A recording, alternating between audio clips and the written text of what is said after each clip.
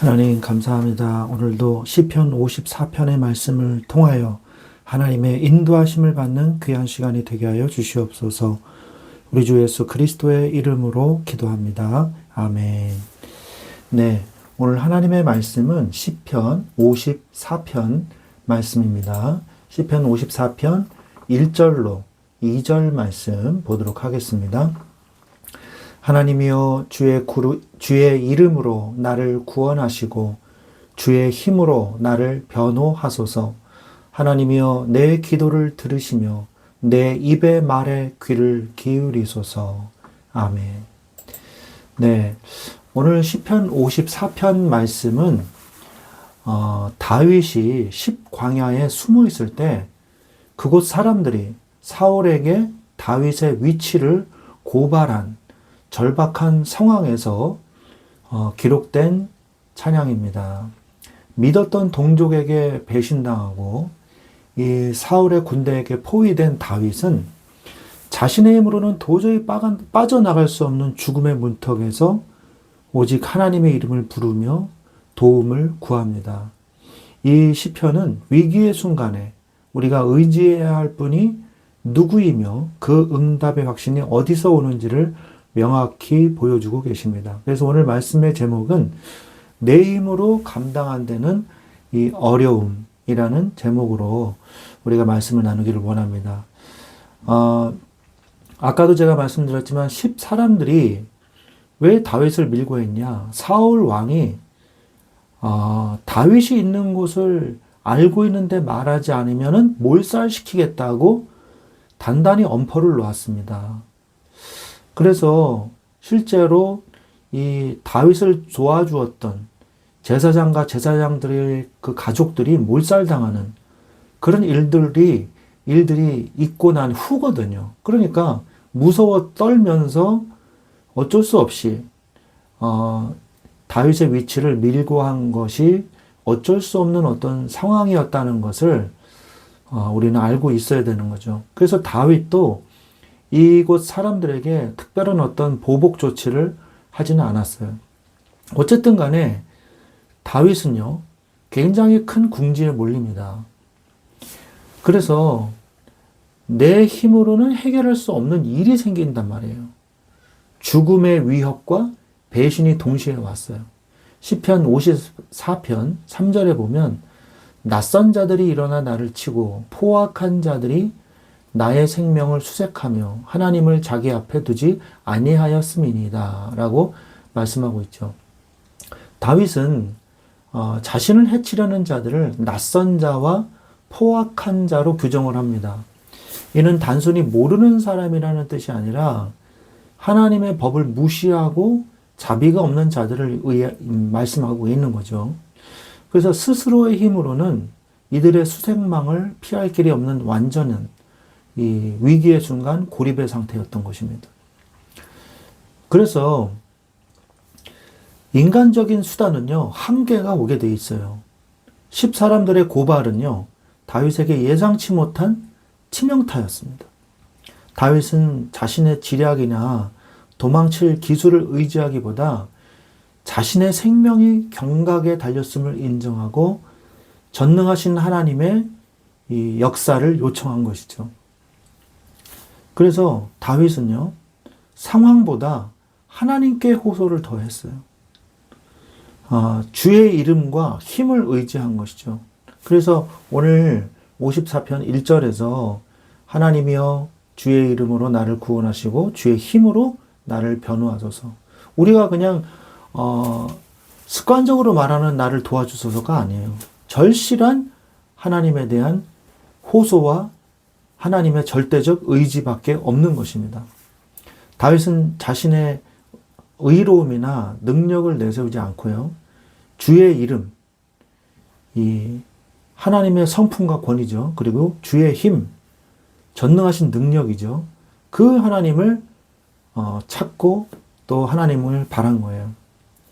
그 이름은요, 그분의 인격이며 그 인격이 자신을 구원하실 것을 믿었습니다. 그래서 여호와 하나님, 이 하나님을 부른 것이죠. 그러면서 내 기도를 들어달라고 간절히 기도합니다. 다윗은 하나님께서 자신의 처지를 이미 다 알고 계심을 믿으면서 또한 자신의 입술로 직접 고백하는 기도를 통해서 하나님과의 어떤 긴밀한 소통을 원한 것입니다. 이는 상황의 엄중함보다 하나님의 응답을 더 크게 본 거예요. 상황보다 하나님께 더 집중한 거죠. 사실 이러기가 쉽지가 않죠. 문제가 오면 당황하기 마련이거든요. 그래서 다윗은 확신으로 응답을 끝내봤습니다. 도우시는 하나님이심을 마음속에 어떤 확신을 받은 거예요. 그래서 4절에 보면 하나님은 나를 돕는 이시며 주께서는 내 생명을 붙들어 주시는 이시니이다 라고 고백합니다. 기도를 시작하자마자 다윗의 심령에는 확신이 찾아왔습니다. 사울의 군대가 아닌 하나님께서 내 생명의 진정한 지지자가 되신다는 사실을 영안을 열고 보게 된 거예요. 하나님이 영안을 열어주신 거죠. 그래서 5절에 보니까 주께서는 내 원수에게 악으로 갚으시리니 주의 성실하심으로 그들을 멸하소서라고 말씀하고 계십니다. 다윗은 스스로 복수하지 않고요. 하나님의 성실하심에 공의로운 심판이 있을 것임을 선포합니다. 이는 하나님의 성품에 근거한 확신이죠. 하나님은 분명히 그의 이름을 따라서 역사하실 것이다. 그 이름을 믿은 것입니다. 그러면서 감사와 승리의 선포를 해요. 낙헌제로 드리는 제사를 드리는 거죠. 6절에 보니까 낙헌제가 나오죠. 내가 낙헌제로 주께 제사하리이다. 여호와여 주의 이름에 감사하오리니 주의 이름이 선하심이니이다. 아멘. 낙헌제는 화목제 중에 하나죠. 그래서 낙헌제는 이 즐거울 낙조입니다. 낙헌제예요. 그래서 하나님 앞에 기쁨으로 감사로 드리는 예배를 말씀하는 겁니다. 아니 환란이 끝나지도 않았는데 다윗은 기꺼이 하나님 앞에 낙헌제를 약속하는 것이죠. 이는 이미 구원받은 것과 다름없는 믿음의 확신 속에서 하는 감사의 제물인 것입니다. 우리는 이러한 감사로 제사 드리는 자가 되어야 될 줄로 믿습니다. 모든 환란에서 하나님은 우리를 건지시는 하나님이세요. 7절에 보니까 참으로 주께서는 모든 환란에서 나를 건지시고 내 원수가 보응받는 것을 내 눈이 똑똑히 보게 하셨나이다 라고 말씀하고 있습니다. 다윗은 과거형 시제를 사용해서 구원의 확실성을 강조하고 있어요. 하나님께서는 그를 구출하셨을 뿐만 아니라 원수의 보응을 목격하게 하심으로 하나님의 공의를 증명하신 것입니다. 그러므로 우리는 어려움이 왔을 때 어떻게 처신해야 되는가? 우리가 다윗을 보면서 신앙의 자세를 배워야만 하겠습니다. 하나님의 주권에 맡기십시오. 내 능력의 한계를 인정하시기 바랍니다. 나의 최선은요, 최선을 다하지 말란 얘기가 아니에요. 나의 최선은 하나님 안에서의 최선이 돼야 돼요. 인간의 노력은 필요합니다만 하나님의 주권 안에서의 인간의 노력이에요. 하나님이 인간의 노력을 주셔야 할 수 있다는 것입니다. 다윗이 최선을 다해서 숨었으나 결국 고발당했지 않습니까? 우리의 최선이 열매 맺기 위해서는요, 하나님 안에서 시작이 돼야 돼요. 그리스도 안에서 나의 인생이 시작되고 나의 최선도 하나님 안에서 시작돼야 되는 것입니다. 또한 하나님의 계획을 따라갈 때 최고의 응답을 받을 수 있습니다.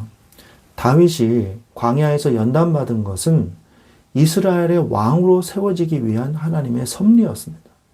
내 힘으로 감당 안 되는 고난은 나를 꺾으려는 것이 아니라 더 큰 하나님의 계획 속으로 인도하시려는 하나님의 과정인 것이죠. 그러므로 문제가 왔을 때 당황하지 마시고 하나님의 주권 안에 내가 있음을 잊지 마십시오. 우연한 고난은 없습니다. 안심하십시오. 10사람들의 배신조차도 하나님께서는 다윗을 사울의 손으로 건져내시는 통로로 사용하셨음을 기억해야 되는 것입니다. 하나님의 역사하심을 볼 기회예요. 내 힘이 끝나는 지점에 하나님의 능력이 나타나는 시작 지점이 되는 것이에요. 어려움은 하나님의 이 주의 이름과 주의 힘이 내 삶에 어떻게 역사하시는지 체험할 수 있는 최적의 무대인 것입니다. 또한 그리 아니하실지라도 우리는 하나님을 따라가야 됩니다. 비록 당장 내 눈앞의 문제가 해결되지 않는다 그래서 하나님의 이름은 여전히 문제가 있거나 그런 게 아니에요. 여전히 선하시며 그분의 주권은 여전히 완전하십니다. 그러나 내가 원하는 결과가 나오지 않았다고 해서 하나님이 틀리신 게 아니라는 거예요. 다니엘이 그리 아니하실지라도 라고 고백하지 않았습니까? 결과에 상관없이 우리는 하나님을 따라가야 됩니다. 하나님 한 분만으로 만족해야 돼요. 하나님께 전적으로 의지해야 돼요. 그것이 우리의 삶의 방법입니다. 내 힘으로 감당할 수 없는 상황은 우리를 무너뜨리기 위함이 아니라 하나님만 의지하게 만드시는 축복의 통로인 것입니다. 오늘 다윗처럼 주의 이름을 부르며 모든 짐을 주님께 맡길 때 하나님께서는 반드시 우리를 붙드시고 요동하지 않게 하실 것입니다. 이러한 축복을 누리시기를 우리 주 예수 그리스도의 이름으로 간절히 축원드립니다. 아멘.